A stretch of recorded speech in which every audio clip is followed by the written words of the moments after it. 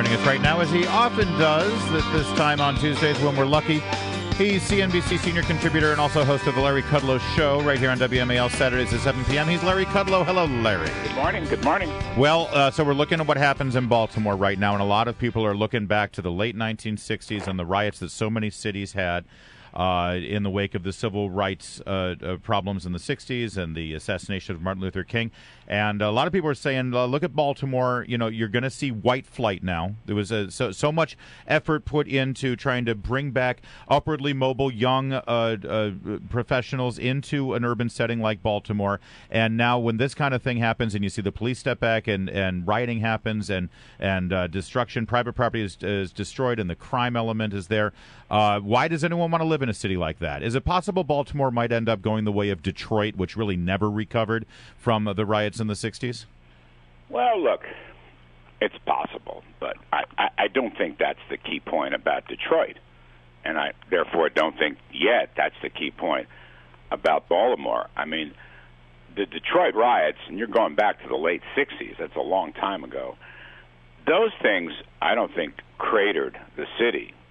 I think what killed Detroit, and by the way, the rest of Michigan, was very high tax and regulatory barriers and anti-business attitudes that really destroyed Detroit as a place to work, live, and do business.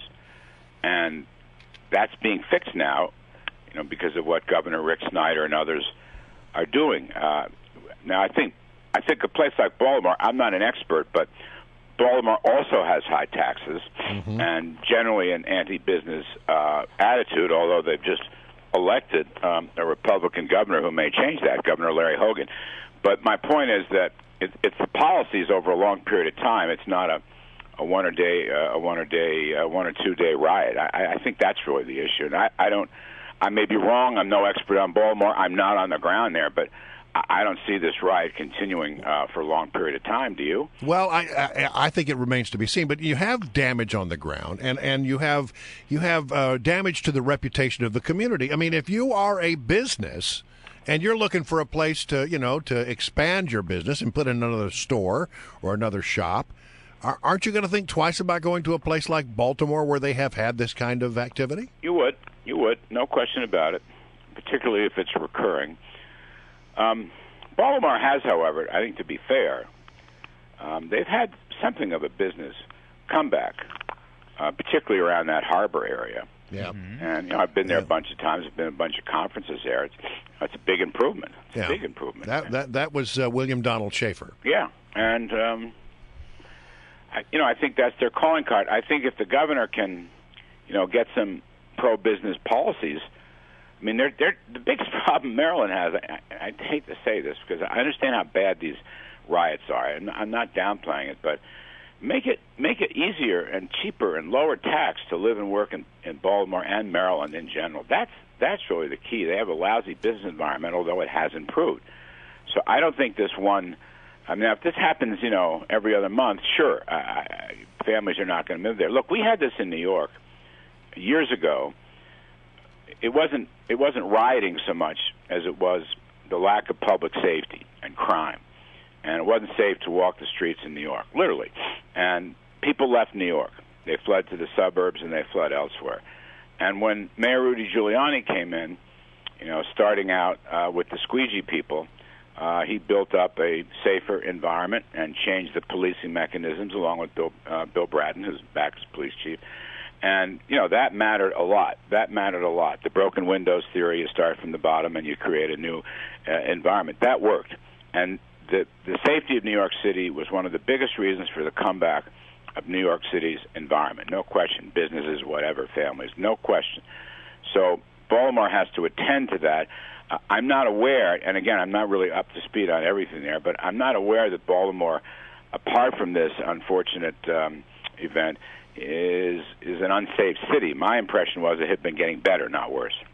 Larry, why don't we shift really quickly into some of the other big stories that we've been covering over the last several days. And, of course, we have to talk about Peter Schweizer's book, Clinton Cash. Now, I know that you've been admonishing Republican candidates to be more than just about bashing Hillary Clinton, but this book Clinton cash raises some serious questions that Hillary has to respond to, right? Right, no question. Look, my article didn't say don't criticize her.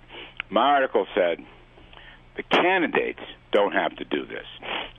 For one thing, and this is a very important thing, the newspapers are doing it, the so-called liberal media.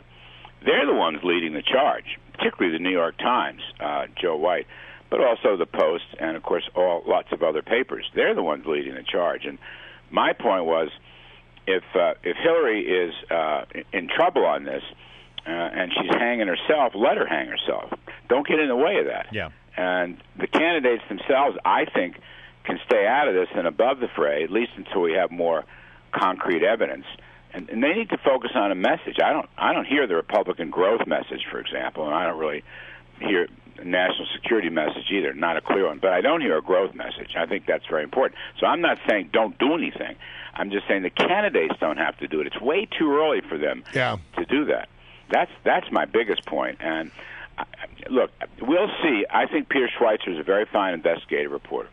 I don't know, however, haven't read the book yet, whether he's connected any dots. And this whole issue of bribery that's out and about, I think Mitt Romney used that word.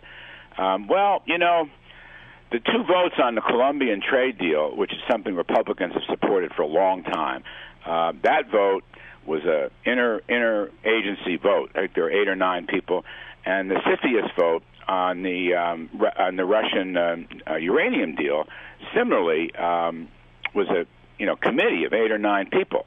So Hillary didn't play a major role in any of that, and I'm not sure, in fairness, at least for what we know, that she should be singled out. Now, do people want to curry favor with a prospective presidential candidate? Yes.